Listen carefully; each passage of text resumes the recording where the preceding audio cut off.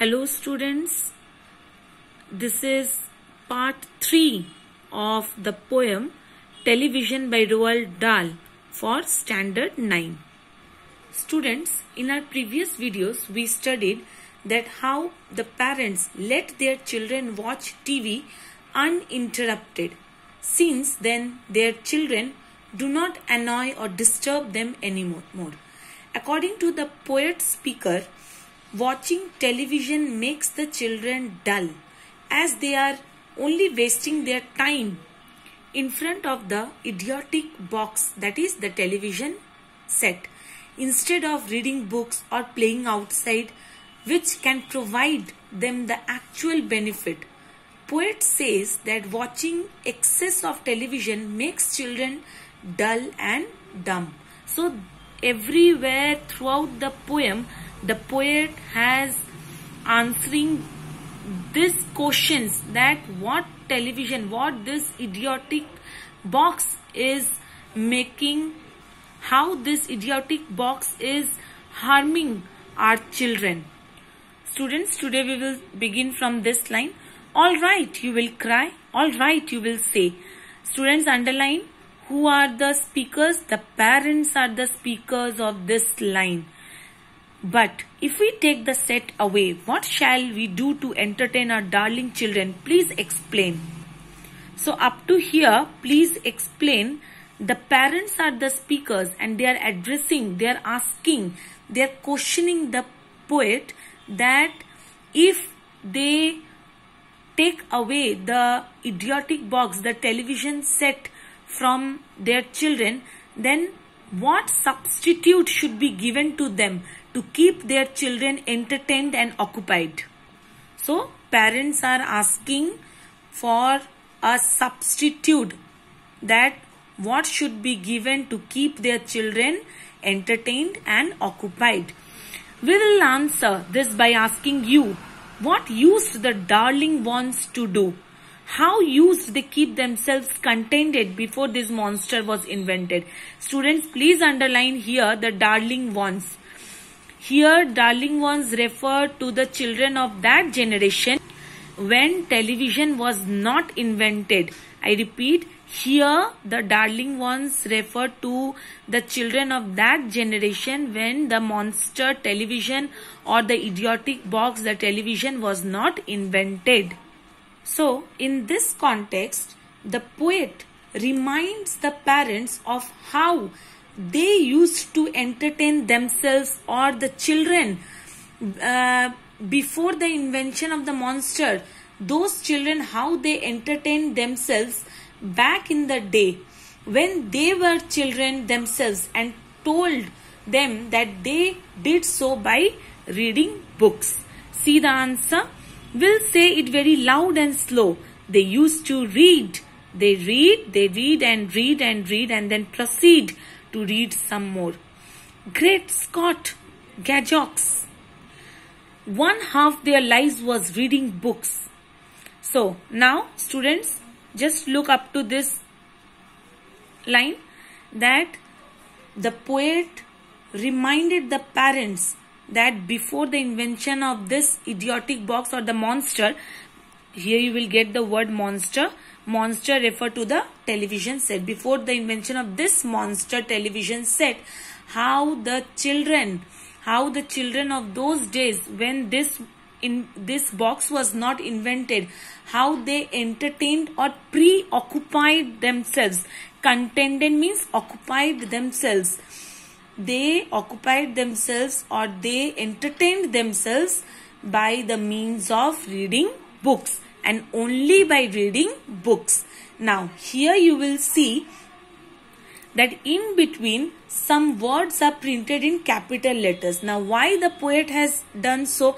It's very easy, students. Already before I told you that if in between capital letters are used, that means the poet is emphasizing or pointing out that when the parents or he or the children of the earlier days were children, they spent their time by reading only books.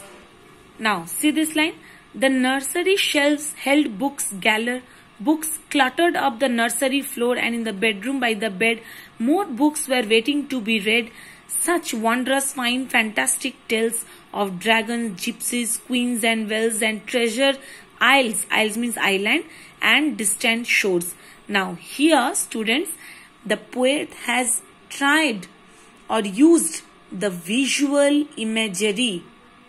I repeat, you can write down, the poet has used visual imagery. So the poet has presented the visual imagery to make the readers aware of the fact that how reading books is very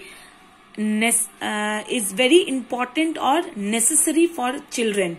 The nursery shelves holding piles of books clustering over everywhere, placed scattered everywhere on the floor, in the bedroom and by the bed, waiting to be read, clearly depict the positive craze of reading. So by reading these lines, students, you can understand that how crazy the children were of those days when the monster was not invented, how much crazy they were to read the books, different books, and you can get here the list. See, such wondrous, fine, fantastic tales of dragons, gypsies, queens. So these are some of the list presented by the poet, which the children used to read before the invention of the television. Then, where smugglers rode with muffled oars, and pirates wearing purple pants and selling ships and elephants, and cannibals crouching round the pot, staring away at something hot. Then see the bracketed lines. It smells so good. What can it be? Good gracious, it's Penelope. Students, in these lines, the poet talks about the kind of typical fantasy stories. So these are some kinds of the stories which the children of his time or the children of that generation, when television was not invented, those children used to read this kind of typical fantasy stories. Understood? So these were the stories of adventure with many interesting characters. Students, underline cannibals. Cannibals are the persons who eat animal meat. And crouching means bending down.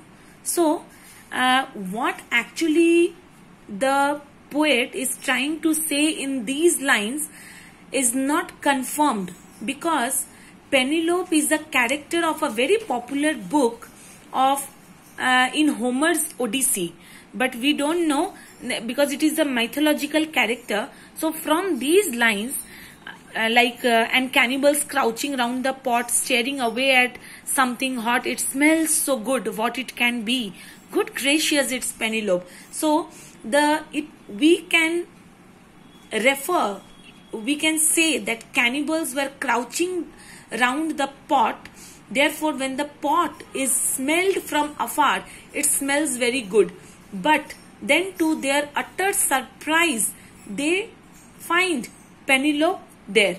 So this is the reason why these lines were given in brackets. Understood, students? Now, students, before I discuss further, I want to say that through these lines, actually the poet is expressing his sorrow that the children of today's world are very far from the world of imagination, the world of picture, because today's generation is missing the essence of reading various books. Today's generation's children are happy staring at the television screen for extended or for a longer period of time. Now, students, let's continue. The younger ones had Beatrix Potter. Students, please underline Beatrix Potter, because this is the name of a very famous author, And here, when I will continue reading the lines, here the figure of speech used is synecdoche. Why? You will say why synecdoche? Because with the names of only the characters, like with Mr. Toad, the dirty rotter, and Squirrel Nutkin, Plinging Bland, and Mrs. Tiggy Winkle, and just how the camel got his hump and how the monkey lost his rump. Actually, these are all related to Beatrix Potter's books, because her books were known for the use of animals as characters and colorful illustrations. I hope students you have understood.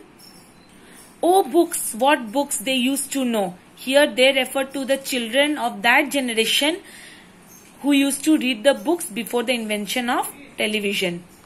Those children living long ago. So please, oh please, we beg, we pray, go throw your TV set away, and in its place you can install a lovely bookshelf on the wall.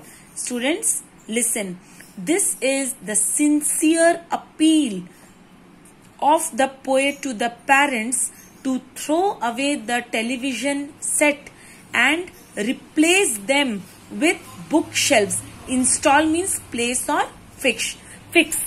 F-I-X, fix. So this is the sincere request of the poet to the parents to throw the monster away from their house and in place of that replace it with the bookshelves. Students, I hope up to here you have understood. I shall continue the poem in my next video.